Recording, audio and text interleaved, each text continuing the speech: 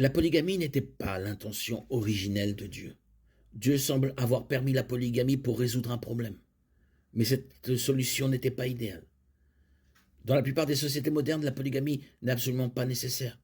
Dans la plupart des cultures d'aujourd'hui, les femmes sont capables de subvenir à leurs besoins et de se protéger, supprimant ainsi le seul aspect positif de la polygamie.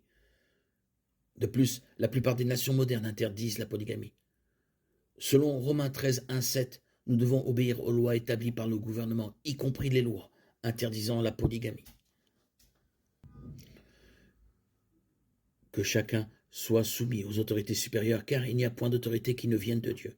Et les autorités qui existent ont été instituées par Dieu. C'est pourquoi celui qui s'oppose aux autorités résiste à l'ordre établi par Dieu. Et ceux qui résistent encourent la condamnation. Car les magistrats ne sont pas à redouter pour le bien, mais pour le mal. Ne craignez-vous pas celui qui est au pouvoir? Faites donc le bien, et vous obtiendrez sa faveur. Car il est serviteur de Dieu pour votre bien. Mais si vous faites le mal, craignez, car ce n'est pas en vain qu'il porte l'épée. Car il est serviteur de Dieu pour exercer la vengeance et tirer la colère de Dieu sur celui qui le fait. C'est pourquoi il faut être soumis, non seulement pour éviter la colère de Dieu, mais encore par motif de conscience. C'est pourquoi vous payez aussi les impôts, car les magistrats sont des ministres de Dieu, appliqués à cela même. Romains 13, 1, 7.